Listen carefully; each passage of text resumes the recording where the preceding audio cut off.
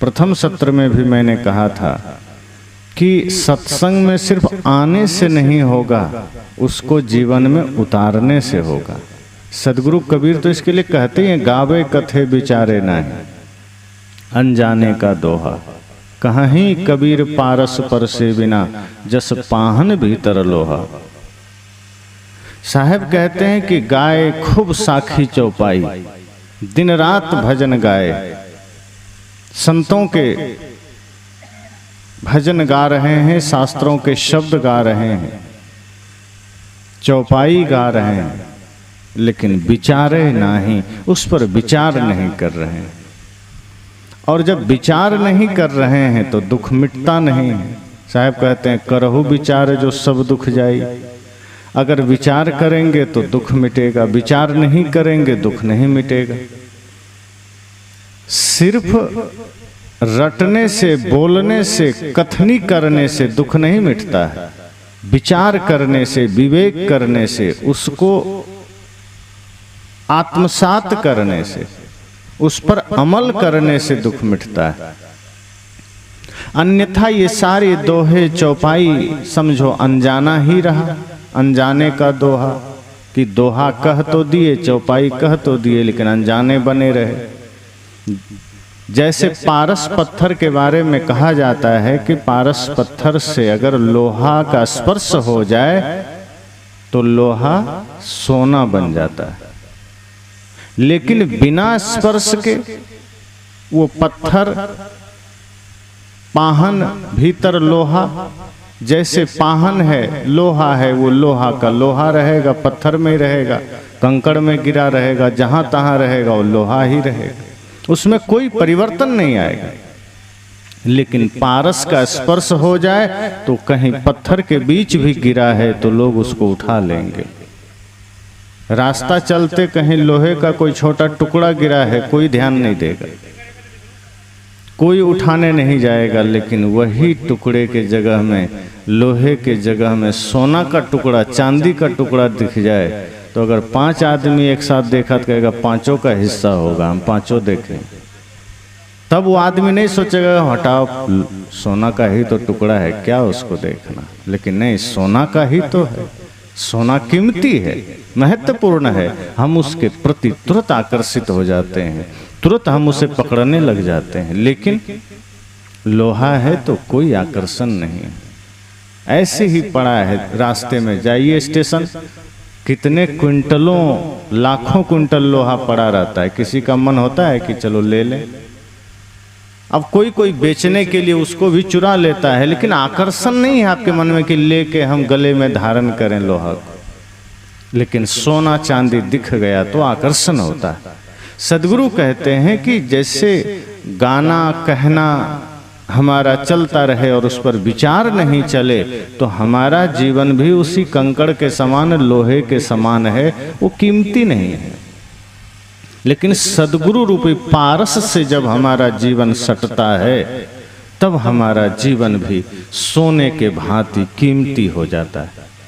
और इस धरती पर जिन जिन ने अपने जीवन को संत गुरुजनों से जोड़ा है, जिन जिन ने अपने जीवन को महापुरुषों से जोड़ा है, उनका जीवन कीमती बना है, महत्वपूर्ण बना है। जिन जिन ने अपने जीवन को माया से जोड़ा है, संसार से जोड़ा है, उसका जीवन कंकड़ के समान बना, पत्थर के समान बना, उसका जीवन कीमती नहीं बना।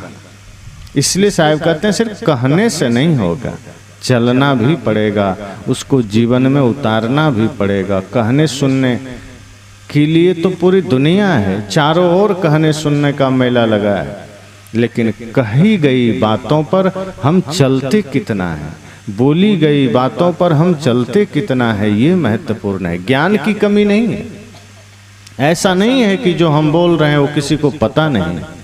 इस धरती पर ऐसा कोई इंसान नहीं मिलेगा जिसको सत्य पता ना हो, जिसको सही गलत का ज्ञान ना हो। और तो छोड़ दीजिए, एक चोर को भी पता है चोरी करना पाप है। अगर पता ना हो तो वो अपने बच्चे को क्या कहता है कि बेटा बढ़िया आदमी बनना, अच्छा स्कूल में पढ़ना। अगर उसको पता चल जाए कि मेरा बेटा भी चोर बन रहा है तो वो मारेगा नहीं। सोचता है कि हमारा बेटा चोर बने। इसका मतलब उसको पता है कि चोरी गलत है। अच्छा देखिए, जो कोई शराब पीता है तो क्या वो चाहता है कि हमारा बेटा शराबी बने? कोई शराबी बता दे। और अगर वो चाहता कि शराब बढ़िया चीज है, उसको पता होता कि नहीं मैं पी रहा हूं तो ये बढ़िया चीज है, तो जैसे कभी कभी बाजार से गन्ने का रस या जूस, मैंगो फ्रूटी लेकर आप आते हैं, बच्चे को देते हैं। अगर आपको लगता शराब बढ़िया चीज है तो शराब भी लेकर आते, बच्चे को बांटते कि लो बेटा आज तुम भी पी लो, हम तो रोज पीते ही। कोई बाप ऐसा करता है? वो जानता है शराब गलत है, शराबी भी जानता है शराब पीना गलत है, चोर भी जानता है चोरी करना गलत है, लेकिन फिर भी वो करता है। जुआरी भी जानता है जुआ खेलना गलत है, इसलिए अपने बेटे को कभी नहीं भेजेगा कि जाओ आज तुम ही खेले आओ, मैं थोड़ा थक गया। खेती करना हो तो बाप कह सकता है कि बेटा मैं आज थोड़ा थका हूँ, जाओ खेती कर आओ, बाजार कर आओ, दुकान कर आओ, कुछ सामान खरीद आओ। लेकिन जुआ खेलने वाला कभी नहीं कहेगा बेटे से कि आज मैं नहीं जा सकता, तुम मेरे बदले जुआ खेल आओ। इसका मतलब जुआरी को पता है जुआ खेलना गलत है। साहब कहते हैं पता सबको है, सही क्या है गलत क्या है, लेकिन उस पर चलना नहीं चाहता है आदमी। उसको यह पता है कि चोरी गलत है, नशा गलत है, झूठ गलत है, लेकिन वह सिर्फ यह चाहता है कि ये चीजें सामने वाले में ना हो, बेटे में ना हो, और लोग में ना हो। आदमी जानता है झूठ बोलना गलत है, लेकिन अपने लिए नहीं, दूसरे में झूठ ना हो। खुद झूठ बोलता है आदमी, लेकिन सोचता है हमसे हमारा भाई झूठ ना बोले, हमसे पत्नी झूठ ना बोले, बेटा झूठ ना बोले। क्यों भाई, तुम काहे बोलो? अगर आप चाहो कि संसार हमारे साथ ईमानदारी का व्यवहार करे, संसार हमारे साथ प्रेम का व्यवहार करे, सद्गुरु कहते हैं पहले आप ईमानदार बन जाइए, आप प्रेमी बन जाइए। आप जैसा चाहते हैं संसार से, पहले आप वैसा बन जाइए। अगर आप नहीं बनते हैं तो फिर सामने वाला भी तो यही सोच रहा है कि पहले वो ईमानदार बन जाए, तो इसलिए कोई नहीं बनता। साहब कहते हैं बोलने से नहीं होगा, सत्य यह है कि जीवन में उतारना पड़ेगा।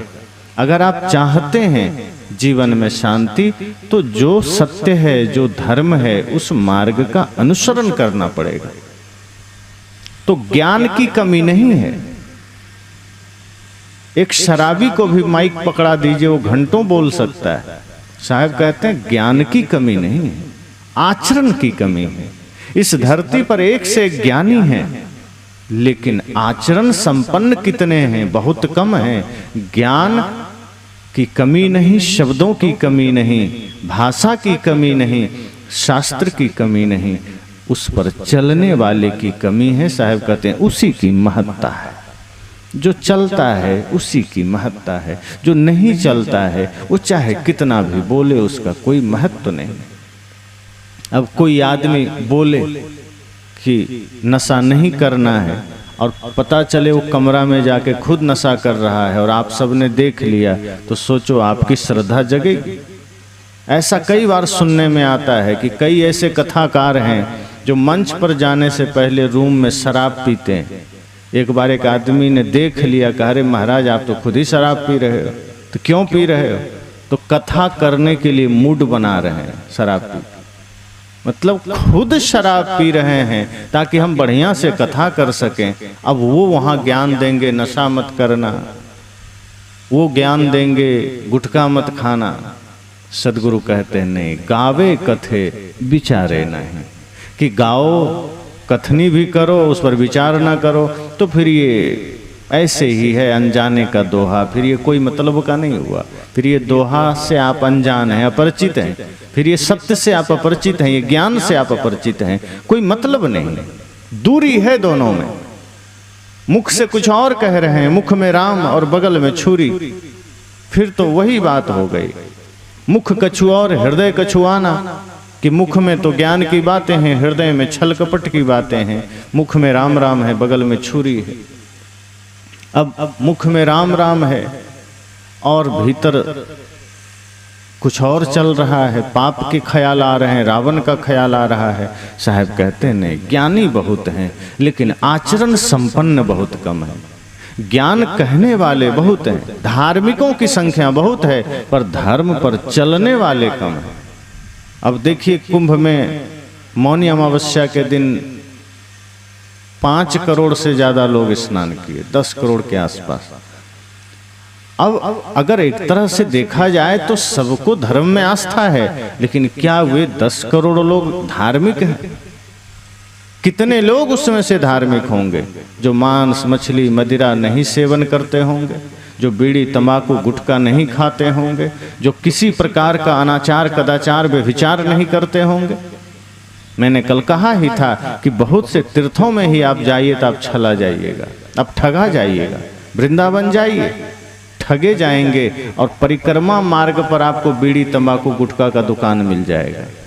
जिस मार्ग पर परिक्रमा कर रहे हैं भगवान की, जिस मार्ग पर आप प्रदक्षिणा कर रहे हैं, वहीं लोग दुकान लगाए बैठे हैं कि थक जाओ तो थोड़ा बीड़ी पी लो, मन ना करे तो थोड़ा गुटखा खा लो। इसलिए मैंने कहा कि गावे कथे विचारे नाही, अनजाने का दोहा।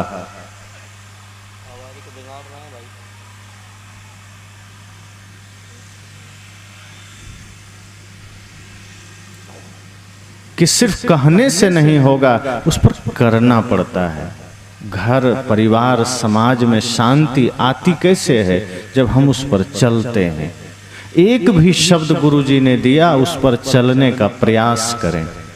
जीवन में शांति का मार्ग यही है, जीवन में परमानंद का मार्ग यही है। चलना पड़ता है। भूख लगे भोजन करिए, प्यास लगे पानी पीजिए। अभी सबको भूख लगी, मान लीजिए जहाँ भोजन की व्यवस्था है आपके अपने अपने घरों में, और सिर्फ थाली में परस के रख दिया जाए और कहा जाए कि नहीं कोई खाना मत, बस देख लो, तो देखने से लगेगा कि देख तो लिया, मन में मुख में लार भी आ गए, पानी आ गया, लेकिन खाने को नहीं मिला तो पेट नहीं भरेगा। साहब कहते हैं आज ज्ञान का यही दशा है। ज्ञान व्यक्ति सुनते जा रहा है, उस पर चलता नहीं, और बोलता भी है और चलता नहीं। तो बोलने वालों की कमी नहीं है, ज्ञानियों की कमी नहीं है, उसको जीवन में उतारने वालों की कमी है। और ऐसे ऐसे लोग ज्ञान देने चल पड़ते हैं जो ज्ञान से खुद कोसों दूर हैं। कथनी और करनी में दूरी है, कहने और करने में दूरी है। पूछा एक बार एक दरबार में राजा ने कि इस पूरे ब्रह्मांड में सबसे बड़ी दूरी किसके बीच है? तो एक आदमी खड़ा हुआ, उसने कहा महाराज सबसे बड़ी दूरी घर से खेत की दूरी है, हमको खेत जाने में बड़ा भारी लगता है, सबसे बड़ी दूरी है। पिताजी कहते रहते हैं हम खेत नहीं जाते हैं, बहुत दूर लगता है। तो राजा ने कहा रे ये तो छोटी सी दूरी है, कोई दूरी? दूसरा आदमी खड़ा हुआ, कहा तुम बताओ। राजा ने कहा तुम बताओ सबसे बड़ी दूरी किसके बीच है? उस आदमी ने कहा महाराज सबसे बड़ी दूरी घर से दिल्ली के बीच है। बहुत सोचने के बाद भी दिल्ली नहीं जा पाते, तो सबसे बड़ी दूरी घर से दिल्ली के बीच की दूरी। राजा को लगा कि हाँ इस बात में थोड़ा सा दम है, दिल्ली बहुत दूर है, लोग पहुंच नहीं पाते। लेकिन तीसरा आदमी खड़ा हुआ, कहा महाराज ये भी कोई दूरी है? घर से दिल्ली की दूरी से भी ज्यादा बड़ी दूरी घर से अमेरिका की दूरी। अब लोगों ने कहा ये बात में और ज्यादा दम है, तो मान लें सबसे बड़ी दूरी घर से अमेरिका की दूरी है। तभी चौथा आदमी खड़ा हुआ, उसने कहा नहीं नहीं, घर से अमेरिका की दूरी बड़ी दूरी नहीं है, घर से चांद की दूरी सबसे बड़ी दूरी है। क्योंकि अमेरिका तो फिर भी फ्लाइट जाती है आती है, पर चांद पर अभी सबका जाना संभव नहीं है। तब राजा ने कहा ये बात में और दम है, अब क्या किया जाए? मान लें, फाइनल कर दें। तभी एक पांचवा आदमी खड़ा हुआ, कहा महाराज ये भी कोई दूरी है? अरे घर की दूरी, घर से खेत की दूरी है तो छोटी सी दूरी है, घर से दिल्ली की दूरी है, लोग एक दिन में फ्लाइट से 1-1.5 घंटे में चला जाता है। घर से अमेरिका की दूरी, कौन सी दूरी आज उसको भी वैज्ञानिकों ने नाप लिया है। घर से चांद की दूरी को भी तो नाप लिया है। तो तुम बताओ, कहा पाताल से अंतरिक्ष की दूरी सबसे बड़ी दूरी है, इससे बड़ी दूरी और कोई नहीं। सब लोग शांत हो गए, मौन हो गए, कहा बस फाइनल मान लेना चाहिए। एक बुजुर्ग आदमी खड़ा हुआ, कहा महाराज ये सब कोई दूरी है, वैज्ञानिकों ने सब दूरी पता कर लिया, आप पूछो वैज्ञानिक से, वो बता देंगे कितनी दूरी है, नाप के बता देंगे। तो कहा तुम बताओ सबसे बड़ी दूरी किसके बीच है? कहा महाराज एक ऐसी दूरी है जिसको आज तक किसी ने नाप नहीं पाया, कोई दूरी नहीं बताता है, पास ही लेकिन कोई जान नहीं पाया। वैज्ञानिकों से भी पूछो तो नहीं बता पाएगा कितनी दूरी है। कहा क्या? कहा कथनी और करनी के बीच की दूरी, वो सबसे बड़ी दूरी। पूछो किसी से, कोई नहीं जानता। कथनी सबके पास है, करनी है ही नहीं। और जहाँ करनी और कथनी में दूरी आ जाए तो समझो कि वो इतनी बड़ी दूरी है कि वो आदमी पूरा ब्रह्मांड घुमाएगा लेकिन अपनी कथनी से करनी तक ही नहीं पहुंच पाता। इसलिए इस धरा पर सबसे बड़ी दूरी कथनी और करनी की दूरी है। कितना भी हम कुछ कह लें, कितना भी हम ज्ञान का बखान कर लें, अगर उसके अनुसार आचरण नहीं है तो समझना साहब का वह बात सत्य है कि गावे कथे विचारे नहीं। फिर हम गाएंगे, कथन करेंगे, उस पर चर्चा करेंगे, पर उसको हम धारण नहीं करेंगे। और इसी में बहुत सारे लोग पड़े हैं, इसी भ्रम में पड़े हैं कि राम का नाम ले लिया तो काम बन गया, कि कृष्ण का नाम ले लिया तो काम बन गया। आचरण में कुछ परिवर्तित करने की जरूरत नहीं, कि किसी भी मंत्र का जाप कर लिया तो काम बन गया, सत्यनारायण व्रत की कथा करवा लिए तो काम बन गया, सुबह उठ करके सूर्य को जल चढ़ा दिए तो काम बन गया, एकादशी का व्रत कर लिए तो काम बन गया। ये इसी चक्कर में आदमी रहता है कि ये काम कर लिया तो काम बन गया। साहब कहते हैं ये बाहर का काम है, ये अपना काम नहीं है। मन को नहीं धोया तो बाहर कुछ भी किया काम नहीं बनेगा। और आदमी यही सोचता है कि जीवन भर हम यही करते रहें, पाप धुलता जाएगा, हमारा जीवन भगवान के चरणों में चला जाएगा। आदमी सोचता है कि जीवन भर कितना भी पाप कर लें, जीवन भर कितना भी अधर्म कर लें, एक बार मंदिर चले जाएंगे, एक बार तीर्थ चले जाएंगे तो भगवान की कृपा मिल जाएगी। मंदिर गए, मंदिर में जैसे ही आदमी गया उसको लगता है भगवान की कृपा मिल जाएगी। लेकिन साहब कहते हैं नहीं, ये सब बाहरी कर्म है, बाहरी कर्मकांड हैं, इससे शांति नहीं मिलेगी, भगवान नहीं मिलेगा। इसके लिए सत्य में उतरना पड़ेगा, इसके लिए यथार्थ में उतरना पड़ेगा। जहाँ भी भ्रम का डेरा है, जहाँ भी भ्रम का मार्ग है, वहाँ आप सिर्फ उलझेंगे, सत्य से दूर रहेंगे, सत्य नहीं मिलेगा। और भ्रमिकों की समस्या यह है कि वो खुद तो भ्रम में है, दूसरे को भी भ्रम में डाल देते हैं। अब ऐसे ऐसे लोग हैं जो कह दिए कि तुलसी का माला पहन लो या अंतिम घड़ी में चिता में डलवा लेना तो सीधे मोक्ष मिलेगा। अब आदमी सोचता है तो इतना फालतू का धर्म ध्यान करने की क्या जरूरत है, मन को निर्मल करने की क्या जरूरत है, सत्संग करने की क्या जरूरत है। जीवन भर जम के पाप करेंगे, अंतिम में बेटे को कह देंगे तुलसी का लकड़ी डाल देगा चिता में, हो जाएगा मोक्ष। किसी ने कह दिया पढ़ने की जरूरत नहीं है, अब वो बहुत चल रहा है, भले ही उसमें भ्रम है, कुछ है नहीं, लेकिन बाहर से उसको इतना बड़ा बना दिया गया कि आदमी को लगता है इतनी भीड़ होती है, झूठ थोड़े होगी, बात सही ही कहता होगा। उसने कह दिया कि बेलपत्र में शहद लगा के शिवलिंग में चिपका दो, बेटा एकदम फर्स्ट डिवीजन पास करेगा। अब सब आदमी पीछे पड़ गया, लाखों की भीड़ हो गई, सब आदमी अब प्रयास में लग गया कि अब बेलपत्र खोजने लगे। गांव में दवाई के लिए बेलपत्र खोजने जाओ तो नहीं मिलेगा, जहां वो चल के चला जाता है बोल। आदमी सब बेलपत्र तोड़ लेता है शिवलिंग में चिपकाने के लिए। काढ़ा बनाने के लिए आप तुलसी का पत्ता खोजने जाइए, बेलपत्र खोजने जाइए, आपको नहीं मिलेगा। साहब कहते हैं यही तो भ्रम है कि दिखा दिया और आदमी उस पर दौड़ने लगता है। किसी ने कहा कि सत्यनारायण व्रत की कथा सुन लो मोक्ष मिल जाएगा, हम उसी में चले जाते हैं। हम सत्य नहीं जानते हैं कि समस्या मन में है, मन को निर्मल करना है, और हम बाहर के तीर्थों में दौड़ रहे हैं, बाहर के शब्दों में उलझे हैं। बाहर किसी ने कह दिया उसी में दौड़ पड़े कि ये कर लो तो हो जाएगा, वो कर लो तो हो जाएगा। किसी ने तुलसी के लिए बता दिया, किसी ने माला बता दिया, किसी ने जाप बता दिया। हम उसी में दौड़ते दौड़ते परेशान हो जाते हैं, अंत तक हमें कुछ नहीं मिलता। लेकिन उसमें जाने के बाद जब भगवान का दर्शन नहीं हुआ, जब सत्य का दर्शन नहीं हुआ, शांति नहीं मिली, तो आदमी सोचता है कि अब क्या करें। तो ठग लोग क्या कहते हैं कि नहीं, तुम सच्चे मन से प्रार्थना नहीं कर रहे हो, इसीलिए भगवान नहीं मिल रहे, वरना मिल जाते। अब आदमी को और उलझाता है, अब उसमें चले ही गए तो नहीं मिलता। ये वैसा ही है जैसे आप सबने सुना है कि एक नक्कट्टा पंथ चला था, बस वही है। एक आदमी बेचारा किसी कारणवश किसी दुर्घटना में उसकी नाक कट गई।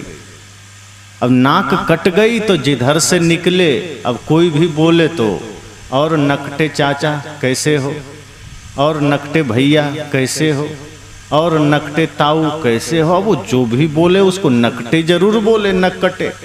वो बेचारा परेशान हो गया। अब कोई निकले और नकटे भाई राम राम, प्रणाम भी कोई करे तो नकटे भाई राम राम, नकटे जी प्रणाम। वो सुन सुन के परेशान हो गया।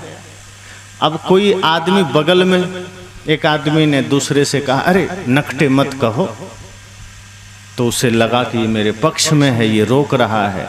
लेकिन जब सब चला गया तो वो भी धीरे से पूछता अच्छा ये तो बताओ नाक कैसे कटा।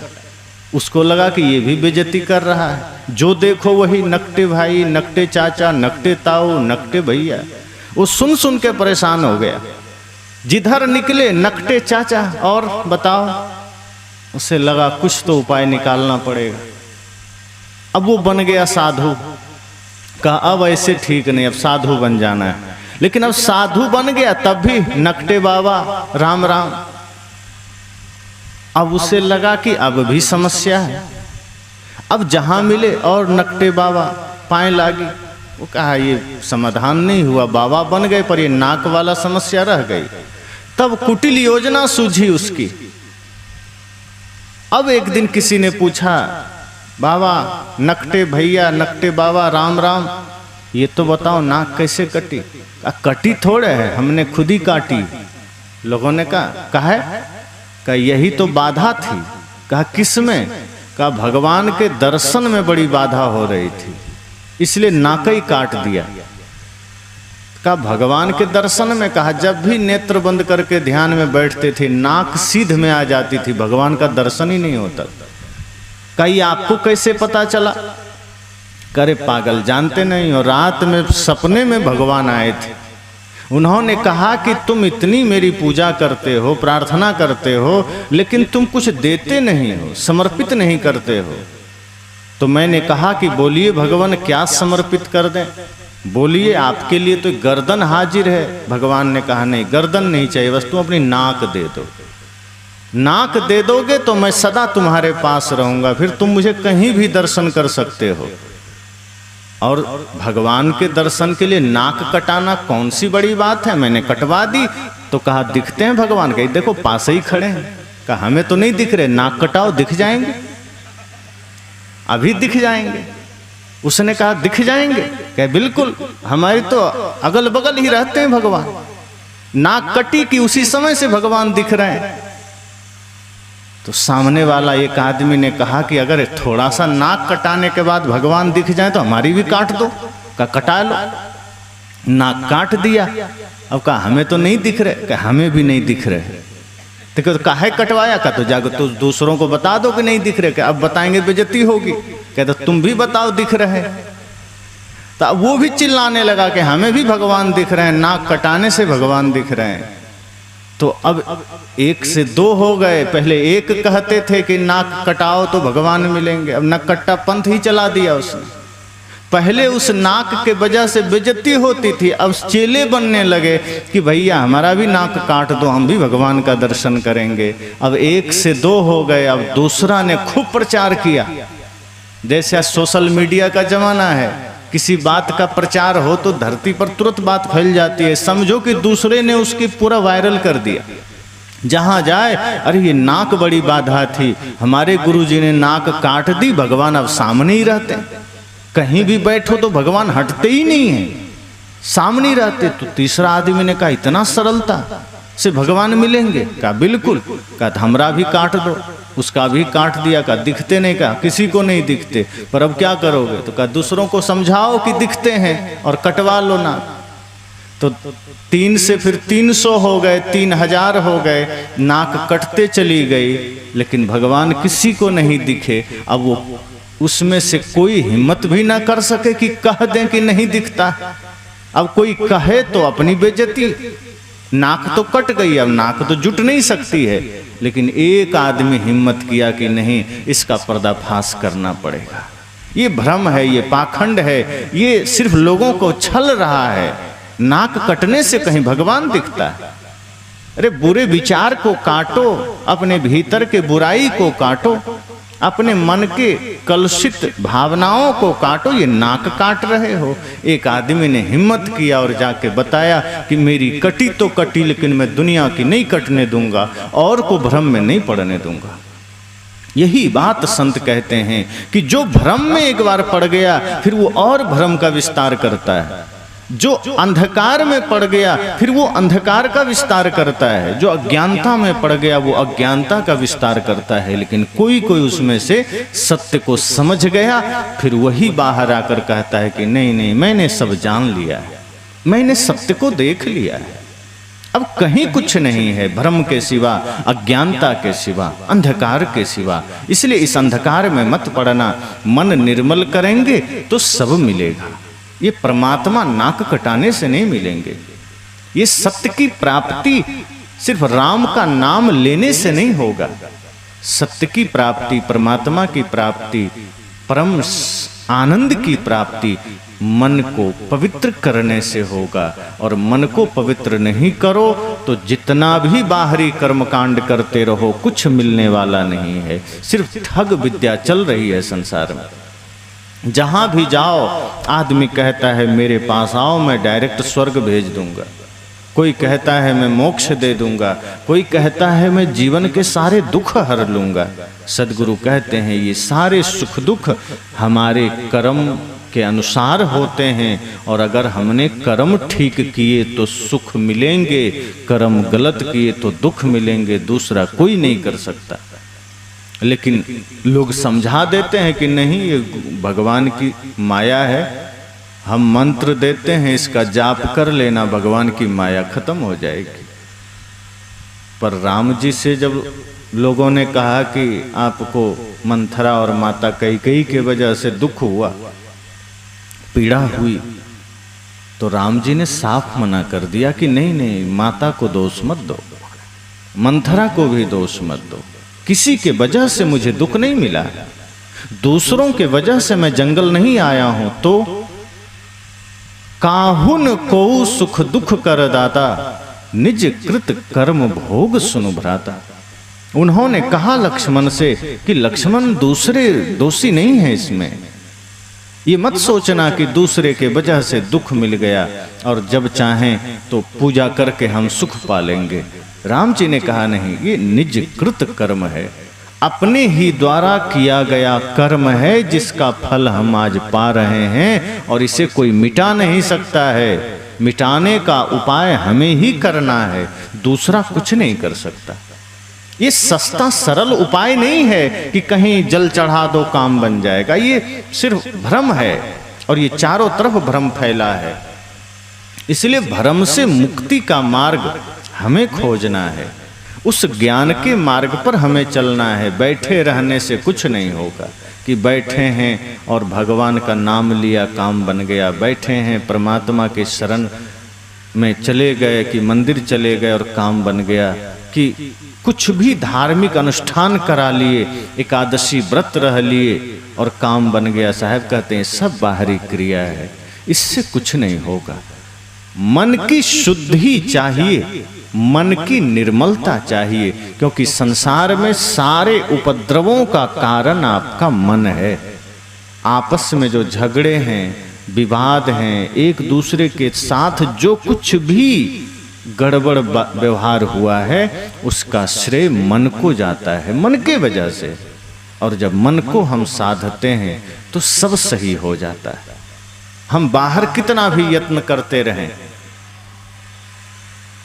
धन दौलत पद प्रतिष्ठा के वजह से अगर किसी के बीच विवाद खड़ा हुआ है तो उस विवाद को भी हम मन को निर्मल करके ही सुलझा सकते हैं, क्योंकि मन ही वहाँ भी कारण है। मन चाहता है सब हमें मिल जाए, मन चाहता है हम ही धन का मालिक बन जाए, हम ही घर का मालिक बन जाए, सामने किसी को कुछ न मिले।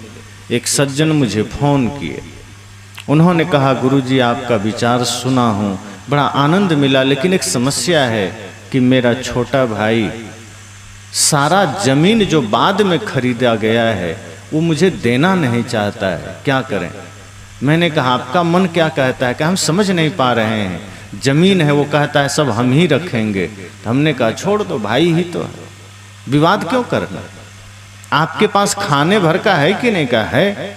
मैंने कहा जीने के लिए? कहा है, लेकिन जो बाद में लिया गया वो उसमें हमारा भी हिस्सा बनता था। मैंने कहा कि जब राम जी भरत जी के लिए पूरी गद्दी छोड़ दिए तो राम जी का क्या घट गया? एक बार बड़ा दिल करके तो देखो, हमें लगता है बेटे भूखे मर जाएंगे, अरे भाई ही तो मांग रहा है, दे दो दिल खोल करके, आपका कुछ नहीं घटेगा। लेकिन आगे आप जो आनंद में जिएंगे, आप जो परमानंद में जिएंगे, आपका जीवन सुंदर होगा। आपके पास छोटा सा जमीन का टुकड़ा भले कम हो जाएगा, लेकिन आनंद आपके जीवन में रहेगा, परमानंद का खजाना कम नहीं होगा।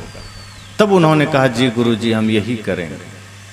हमने कहा राम की कहानी पढ़ रहे हो, रामायण पढ़ रहे हो, खूब गा रहे हो, विचार कर रहे हो, पर रामायण का जीवन कहाँ जी रहे हो? उसी धन के पीछे, उसी पद के पीछे पूरा जीवन गंवाए चले जा रहे हैं। भले ही राम का गुणगान कर रहे हैं, ताल बजा बजा करके हम राम का भजन गा रहे हैं, लेकिन राम का आचरण कहाँ उतर रहा है? हमें लगता है नहीं जमीन का मामला है, धन का मामला है, कैसे छोड़ दें, हमारा क्या होगा। ये मन से हम भ्रम निकाल ही नहीं पाते कि इस धरती पर कोई भी आदमी जो सम्यक श्रम करेगा, सत्य मार्ग पर चलेगा, वो कभी भूखा नहीं जी सकता है। और ध्यान रखिए, आप अगर सही मार्ग पर चल रहे हैं तो आपकी संतानें भी सही मार्ग पर चलेगी, वो भी भूखी नहीं मरेगी, उससे भी सब कुछ मिलेगा। इस धरती पर कोई भी व्यक्ति लाचार नहीं आता, वो अपने कर्म से लाचार होता है। अगर सही कर्म आदमी करता है तो आदमी यहाँ सब कुछ कर लेता है, सब कुछ पा लेता है। इसलिए सदगुरु कहते हैं कि सत्संग को सिर्फ गाने विचारने से कुछ नहीं होगा, बोलने से कुछ नहीं होगा, रामायण पढ़ने से कुछ नहीं होगा, गीता पढ़ने से कुछ नहीं होगा, वैसा जीवन भी जीना पड़ेगा। हम रामायण को पढ़ें, कृष्ण की गीता को पढ़ें, खूब व्रत करें, उपवास करें। एक माँ अपने बेटे के लिए जितिया का व्रत रखती, किस लिए? तो बेटे की आयु बढ़ जाए, बेटा खूब तरक्की करे। मैंने कहा कि तुम भूखी रह जाओगी तो बेटा कैसे आयु उसका बढ़ जाएगा, कैसे वो तरक्की करेगा? अगर बेटे की आयु बढ़ानी है, बेटे को तरक्की करवानी है, तो उसको संस्कार दीजिए, उसको सही मार्गदर्शन दीजिए। अब तुम घर में भूखी बैठी हो, बेटा वहां चौक पर जाके शराब पी के नाच रहा है, तो आयु कैसे बढ़ जाएगा? ट्रक गुजरेगा, कुचल के चला जाएगा। अब तुम जितिया करते बैठी रहो। अगर बच्चे को सही संस्कार देंगे तो भूखे रहने की जरूरत नहीं है, ऐसे ही वो प्रतिष्ठित हो जाएगा, नाम कमा लेगा, आयु बढ़ेगी, विद्या बढ़ेगी। लेकिन हम सोचते हैं कुछ बाह्य कर्मकांड करके किसी के जीवन में कोई परिवर्तन आ जाए। अब ऐसी मान्यता आ गई है कि पत्नी भूखी रह करके अगर करवा चौथ का व्रत कर लेंगी तो पतियों की आयु बढ़ जाएगी। तो पति तो कोई करवा चौथ नहीं करता, फिर भी पत्नी 100 साल 90 साल तो जीती ही है, उनके लिए तो किसी ने नहीं किया, उनकी आयु कैसे बढ़ गई। और ये व्रत मुसलमानों में तो होता ही नहीं है, तो मुसलमानों को तो मर ही जाना चाहिए, वो तो फिर भी वो भी जी रहे हैं। एकादशी व्रत भी नहीं होता ईसाइयों में, मुसलमानों में, फिर भी वो बाहर से तो समृद्ध हैं ही, हमसे ज्यादा समृद्ध हैं। आप चले जाइए, दुबई चले जाइए, मलेशिया चले जाइए, कतर चले जाइए, बहरीन चले जाइए, जितने मुस्लिम देश हैं लगभग बड़े धनपति हैं सब, सफाई है, स्वच्छता है, विकास है, कोई व्रत त्योहार हमारा वाला वो नहीं करते। तो उनको कैसे मिल रहा है फल? वस्तुतः बाहर की समृद्धि, बाहर का सुख, बाहर का वैभव हमारे कर्म से मिलता है। अगर हम बढ़िया कर्म करेंगे हमें भी मिल जाएगा। ये ढोंग से, भ्रम से, पाखंड से बाहर की समृद्धि नहीं मिलती, बल्कि सिर्फ मन को तसल्ली मिल जाती है, मन को थोड़ी सांत्वना मिल जाती है। वरना अगर अभी देखिए सरस्वती पूजा में लोग खूब सरस्वती माता की पूजा की, अब कोई बच्चा पढ़े नहीं और दिन रात सरस्वती जी की वंदना करते रहे तो परीक्षा में पास हो जाएगा? कितना नंबर लाएगा? 0। लेकिन माता सरस्वती की पूजा न मुस्लिम देश में है न ईसाई देश में है, और हमसे पढ़ने में आगे वही लोग हैं। तो उसने तो नहीं किया, तो माता सरस्वती तो व्यवहार ठीक नहीं की ना। पूजा हम कर रहे हैं, विद्या दूसरों को जाके दे जा रही है। वो जापान वालों को विद्या दे गई, चीन वालों को दे गई, भाई वो पूजते ही नहीं है, उनको विद्या बांट आई, और आप पूज रहे हैं तो आपको दे नहीं रही। क्यों? क्योंकि कर्म जो करेगा वही विद्या पाएगा, जो नहीं करेगा, जो सोचेगा सिर्फ मंत्र पढ़ के काम चला लें, नहीं पाएगा। हमारे यहाँ पूजा चलती है शिव जी की, माता दुर्गा की शक्ति के देवी हैं, शक्ति महाकाल हैं, फिर भी भारत अभी भी शक्ति में पीछे। और जो अमेरिका, रूस, चीन शिव जी की और माता दुर्गा की पूजा नहीं करता है, वहाँ सबसे ज़्यादा परमाणु बम है और सबसे ज़्यादा शक्तिशाली है। अमेरिका और रूस अकेले इतना शक्तिशाली हैं कि दोनों में से कोई अकेले चाह ले तो दुनिया को ख़त्म कर सकता है। फिर चीन भी उसी राह पर है, जबकि वो लोग कोई शिव जी की उपासना नहीं करते। तो क्या सिर्फ पूजा से शक्ति आती?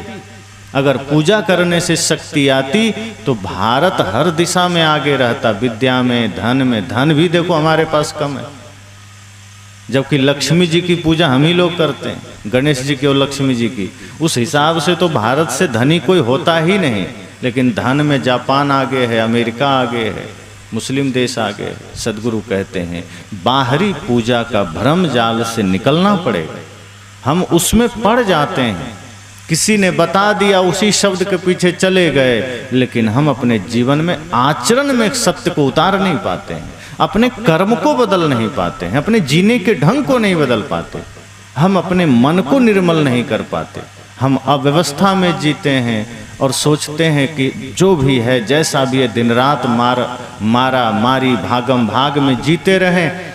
अंतिम घड़ी में कभी मौका मिला तो मंदिर चले गए, कहीं मौका मिला तो कुछ मंत्र जाप कर लिए, शायद इससे मुक्ति मिल जाए। सदगुरु कहते हैं नहीं, भ्रम से ऊपर निकलिए और सत्य को धारण करिए। ज्ञान में जब आप उतरेंगे तब जाकर के बात बनेगी, सिर्फ बोलने से नहीं होगा। पारस से जब तक लोहा का स्पर्श नहीं होगा वो सोना नहीं बन सकता है। सत्संग से, ज्ञान से हमारा स्पर्श जरूरी है। हम जब उससे जुड़ेंगे तभी जीवन बदलेगा। राम जी जंगल में रहे ऋषि मुनियों के पास बैठते थे, पूरा जीवन उन्होंने जंगल में जितना भी समय बिताया संत गुरुजनों के सानिध्य में बिताया। संत गुरुजनों से उन्होंने तप सीखा, ध्यान सीखा, योग सीखा, इसलिए राम जी मर्यादा पुरुषोत्तम बन गए, उनका जीवन चमक गया। वो जानते रहे, इसलिए जब माता शबरी से भी मिले तो इतनी संत की महिमा वो जान गए, गुरु की महिमा, कि माता शबरी भी जब पूछती है कि कुछ ज्ञान दे दीजिए तो राम जी ने यही कहा, प्रथम भक्ति संतन कर संगा।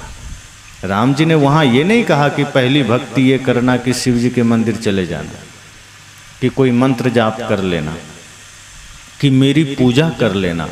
राम जी ने कहा नहीं नहीं, अगर तुमने जीवन में संत का संग कर लिया, बढ़िया सच्चे संत की, तो कुछ करने की जरूरत नहीं। इसलिए राम जी ने सीधी बात कही, प्रथम भक्ति ही संतों का संग है, क्योंकि वहीं से तुम्हें अपना पता चलेगा, वहीं से तुम्हें सत्य असत्य का पता चलेगा, वहीं से तुम संसार को जान सकोगे, स्वयं को जान सकोगे, मैं कौन हूं ये तुम वहीं से जान सकोगे। और सातवीं भक्ति तो उन्होंने स्पष्ट कर दिया कि सप्तम मैं सब जग देखो, राममय देखो समस्त जगत को। किसी को भी देखो तो ये देखना कि उसके अंदर राम है, कोई दूसरा नहीं है।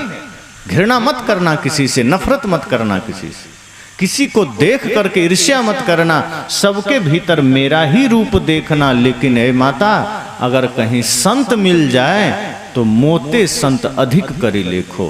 कहीं संत मिले तो ये समझना कि वो मुझसे भी श्रेष्ठ हैं, इस भाव से मिलना। ये राम जी कहते हैं। इसलिए सदगुरु कहते हैं कि सच्चे संत के चरण में जब हम जाते हैं, उनके शरण में जाते हैं, तो सत्य मिलता है, तो हमें सत्य के मार्ग पर चलने की प्रेरणा मिलती। वरना बाहर तो दुनियादारी में बहुत से उलझने हैं। लोग कुछ भी सिखा देंगे कि ये मंत्र ले लो काम बन जाएगा, ये नाम दान ले लो काम बन जाएगा। एक आदमी दूर से फोन किया हरियाणा से, कहा गुरुजी हम आपसे नाम दान लेना चाहते। मैंने कहा क्यों, कोई बात है? कहा घर में बड़ी पीड़ा है, बेटा बात नहीं मानता है, बहू भोजन नहीं देती है, आपसे दीक्षा वहीं से दे दीजिए और कुछ मंत्र दे दीजिए जिससे कि बेटा और बहू मेरे बस में हो जाए। मैंने कहा फिर कहीं और आप जाएं, ये शक्ति मेरे पास नहीं। मैं ऐसा मंत्र तो दे सकता हूं जिससे आपका मन आपके बस में हो सकता है, लेकिन दूसरे को आप अपने बस में कर लें, ये मंत्र मेरे पास नहीं। क्योंकि ये सुन रखा है लोगों ने कि गुरु के पास ऐसे ऐसे मंत्र हैं जो दे दें तो दुनिया मिट्टी में हो जाए। मैंने कहा मेरे पास तो कम से कम वो मंत्र नहीं है कि आपका बेटा बहू आपके हाथ में आ जाए। हाँ, इतना मैं बता सकता हूं मन बस में कैसे करें, आप अपने इंद्रियों को अपने बस में कैसे करें, ये ज्ञान है मेरे पास, ये मैं बता सकता हूं। उन्होंने कहा नहीं फिर भी कुछ तो छोटा मोटा मंत्र दे दीजिए, बेटा बात माने। मैंने कहा आप एक सच्चे पिता बनकर जिए, आज नहीं तो कल आपका बेटा जरूर बात मानेगा। अगर पिता सिर्फ अपने पिता होने का फर्ज निभाना शुरू कर दे, वो एक सच्चे पिता बन जाए, माता एक सच्ची माता बन जाए, 99% 100 तो नहीं कह सकता कि आपके बच्चे आपके मार्ग का अनुसरण करेंगे, आपके अनुसार चलेंगे। अनुसार का मतलब इतना है कि वो आपको सम्मान देंगे, आपकी आज्ञा में रहेंगे। लेकिन यदि आप पिता होने का फर्ज छोड़ देंगे और आप अपना ही जीवन को धर्म पथ से भटका देंगे तो बेटे भी बिगड़ेंगे, परिवार भी बिगड़ेगा, फिर कोई कुछ नहीं कर सकता। इसलिए पहले एक सच्चे पिता बनिए, आप एक सच्चे इंसान बनिए, उसके बाद सब बात हो जाएगी। वरना किसी को बस में नहीं किया जा सकता, अपने मन को बस में किया जा सकता है। उन्होंने कहा मैंने बहुत संतों को सुना है, लोग कहते हैं कि हमारे पास मंत्र है, दूसरे बस में हो जाएंगे। मैंने कहा अगर ऐसा होता कि यहाँ बैठे बैठे किसी को बस में कर लेते तो ये विद्या भारत सरकार सबसे पहले हमारे गुप्तचर को दे देते, सीबीआई को दे देते कि भैया तू बॉर्डर पर बैठ के जितने आतंकवादी हैं सबको बस में कर लो। पहले वो झूठे देश में आके तहलका मचाते हैं, जितने देशद्रोही हैं उनको बस में कर लो, जितने आतंक फैलाने वाले हैं उनको वश में कर लो, ये जितने लोग समाज में तोड़फोड़ करने वाले हैं, व्यभिचार करने वाले हैं, गलत काम करने वाले हैं, ये उनको वश में कर लो। राह चलते माँ बहन बेटियों पर कुदृष्टि करने वाले हैं उसको वश में कर लो। लेकिन वहाँ इनकी विद्या फेल हो जाती, वहाँ के लिए इनकी विद्या नहीं है। देश हित के लिए किसी की विद्या नहीं है, किसी की शक्ति नहीं है। जो भी धर्म गुरु कहते हैं मेरे पास शक्ति है, मैं कहता हूं देश की सेवा में लग जाओ। ये 2-4 लोग को इकट्ठा करके वहां अपनी शक्ति क्या दिखाते, कि उसको बस में कर लिया, उसको कर लिया, उसका भविष्य बता दिया, उसका भूत बता दिया। अरे मैंने कहा बताना है तो ये बता दो कौन आतंकवादी कहाँ छिपा है, देश में कहाँ क्या दुर्घटना होने वाली है, देश में कब गरीबी मिटेगी, देश का विश्व गुरु बनेगा, ये बताओ। और जितने भी अत्याचार करने वाले लोग हैं उनको वश में कर लो, ये जितने पाप फैलाने वाले हैं उनको वश में कर लो। तब वो समझ गए बेचारे। उन्होंने कहा तो क्या करें? मैं कहा बुढ़ापा है, भजन करिए, सत्संग करिए, बच्चे जो करते हैं अभी करने दीजिए। अब आपका समय नहीं है कि आप उसे डांट सकें। आप अपने जीवन को अच्छा करने का प्रयास करिए, आप सत्य मार्ग का अनुसरण करिए। हो सकता है धीरे धीरे धीरे धीरे बच्चे आपके व्यवहार से कुछ परिवर्तित हो जाए। यही एक उपाय है, वरना लड़ करके झगड़ करके तो दूरियां बढ़ती चली जाएगी, क्योंकि झगड़े से और दूरी बढ़ेगी, क्रोध से और दूरी बढ़ेगी। प्रेम ही है जिससे दूरी घट सकती है, जिससे घर में सामंजस्य स्थापित हो सकता है। तो यही बातें सदगुरु कबीर कहते हैं कि हम कहीं से कुछ सुन लेते हैं तो सोचते हैं शॉर्टकट में काम बन जाएगा, कि सुन लिया करना ना पड़े कुछ माता पिता गुरु की सेवा नहीं करनी पड़े। अगर किसी ने समझा दिया कि हाँ नहीं करनी पड़ेगी, सिर्फ सोमवार को शनिवार को शनि मंदिर में जाके कुछ तेल चढ़ा देना, सोमवार को शिव जी के शिवलिंग पर जाके दूध चढ़ा देना, इतना काम कर लेना तो आदमी ये करने को राजी हो जाता है। लेकिन माता पिता गुरु की सेवा करने को राजी नहीं होता।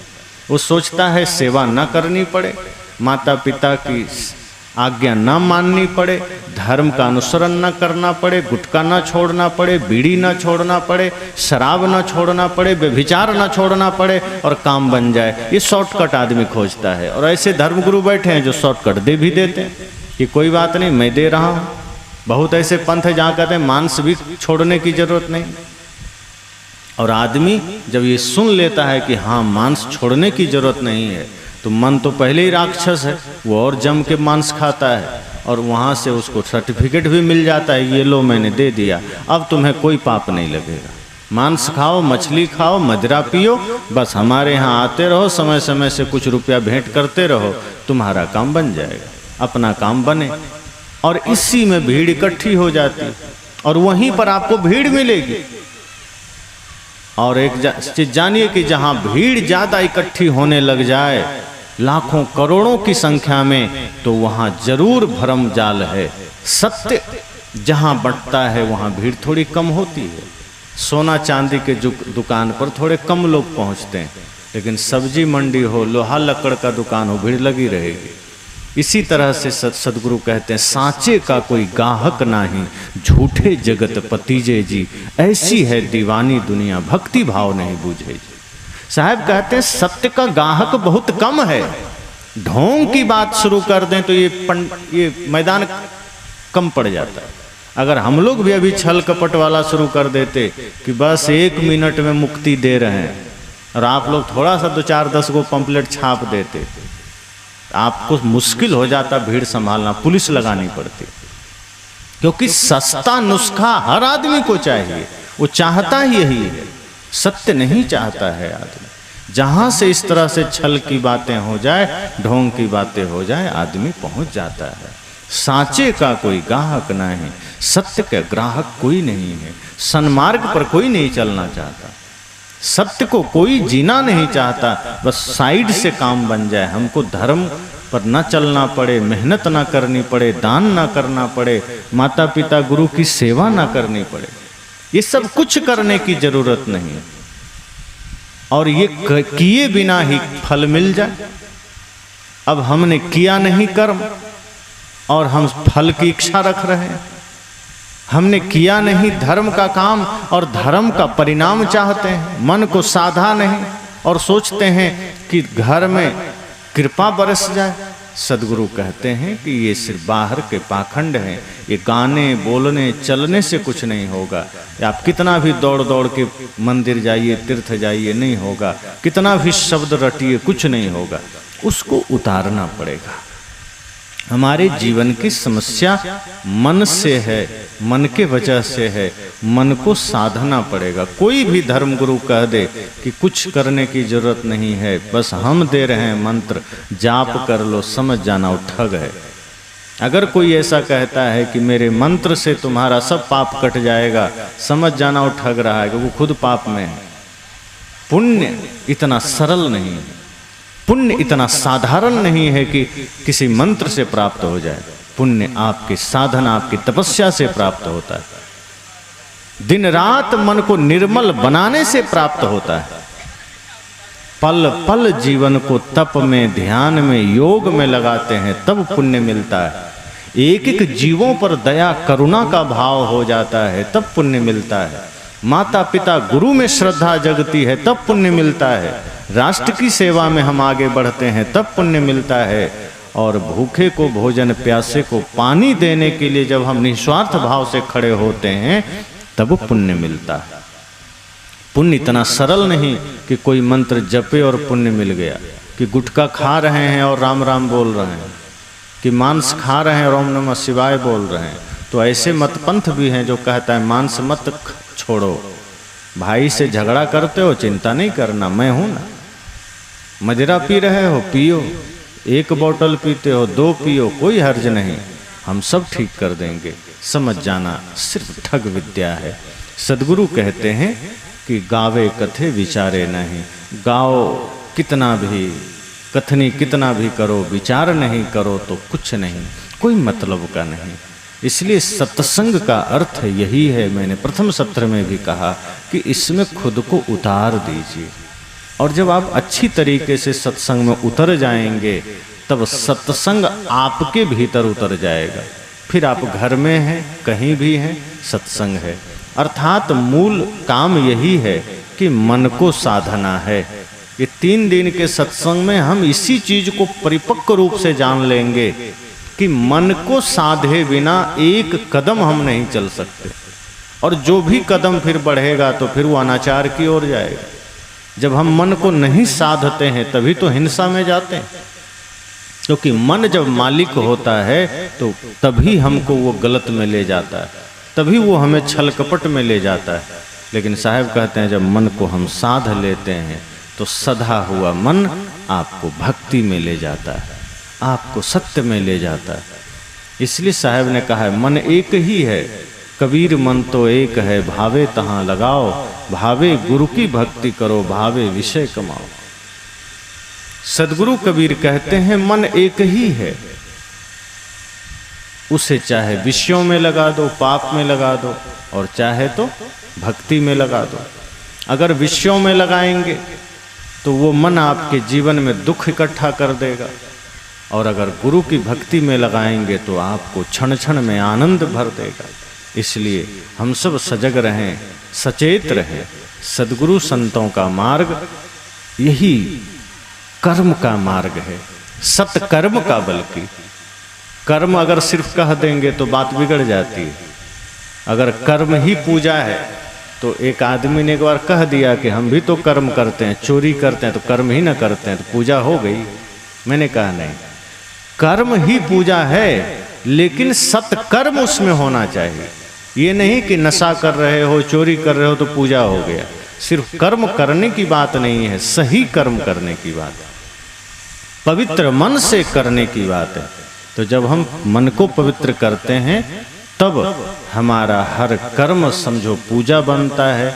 हमारे घर में भी हम जीते हैं तो सत्संग वहाँ भी होता है। इसलिए यही बात सदैव ध्यान रखना है कि गावे कथे विचारे नाही, अन जाने को दोहा। और कहीं कबीर पारस पर से बिना, ये संत गुरुजन पारस हैं, ये ज्ञान पारस है, ये सत्संग पारस है। इसके स्पर्श के बिना सोना नहीं बन सकते। सोना बनना है तो हम अपने मन को जरूर ज्ञान से स्पर्श कराएं, ताकि सबका मन सोना बन सके, कीमती बन सके, पवित्र बन सके। बस।